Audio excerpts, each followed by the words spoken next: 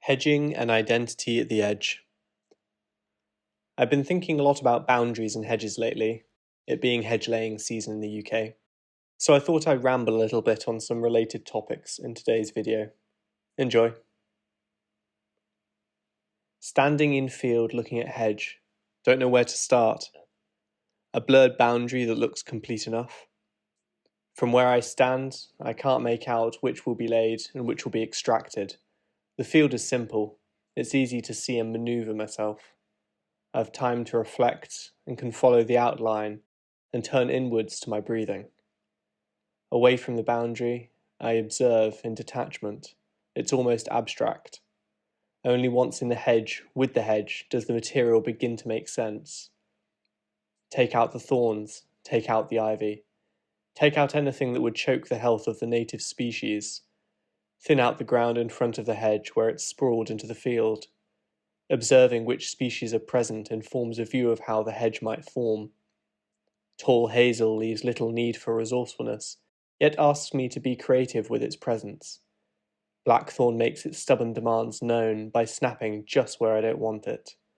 It mocks my desires for immediacy.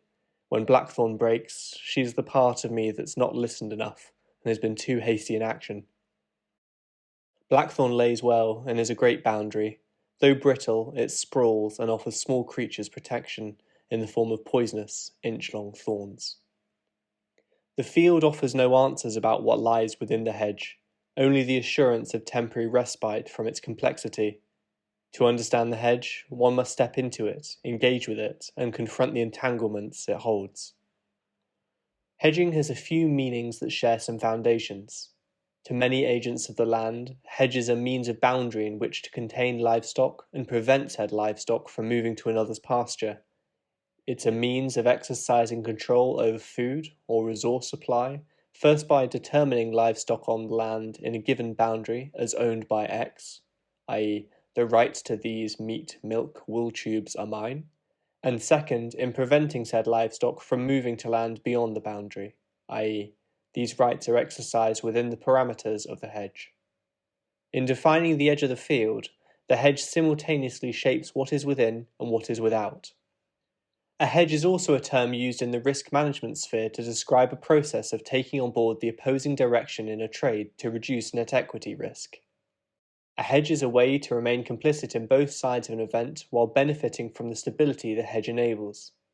The simplest example is with an insurance contract on house damage. You pay a premium in exchange for the delivery of insurance in the event a contract-covered hazard decreases the value of your home.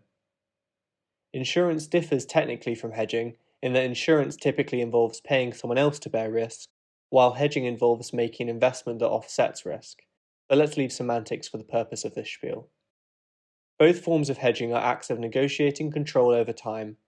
They attempt to balance the unpredictable forces of the future with the stability of the present. Whether in land management or financial markets, hedging is a way of maintaining equilibrium. Beyond these utilitarian uses of hedge, a hedge is also a potential haven for biodiversity and native species to flourish. In stock-proofing a hedge, one also enables sufficient cover for nature to establish herself and do what she does best, diversify.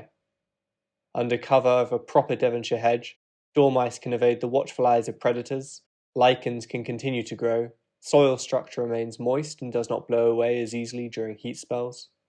So the hedge, although a man-made conception, has rootings in a coexistent relationship between our need to preserve ourselves and preserve the world we're a part of. Should our bets on one fail, the other is likely to suffer too. The hedge then also serves as metaphor for identity at the edge, the thresholds we navigate in our personal and professional lives, the boundaries we draw to protect ourselves while remaining open to growth and connection. In moments of transition, we stand at the edge of the field, looking at the hedge. From a distance, it seems manageable, even orderly. But stepping into the hedge reveals its complexity, a mix of protection and entanglement, challenge and opportunity. Like blackthorn's brittle resistance or hazel's abundance, the elements within the hedge reflect the parts of ourselves that require attention and care as we navigate when to flex and where to yield. Hedging, whether in agriculture, finance, or personal development, is an act of balancing control and uncertainty, It acknowledges the inevitability of risk while providing a framework for navigating it. By tending the hedge, removing what chokes, nurturing what sustains, we may create boundaries that are not just functional but alive, capable of holding space for both security and transformation. Standing at the edge of the field, the hedge offers more than a boundary.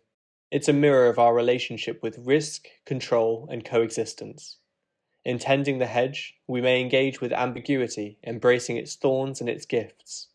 Whether as a physical marker, a habitat for biodiversity, or a metaphor for navigating uncertainty, the hedge reminds us of the value in cultivating boundaries that both protect and connect. It is at the edge, with the hedge, that identity takes root and grows. I've been your host AlexStaniforth, and this is Present Sense, Space for You. If you found this video helpful, don't forget to like, subscribe, and share the love. With that, go well, and I'll see you hopefully soon.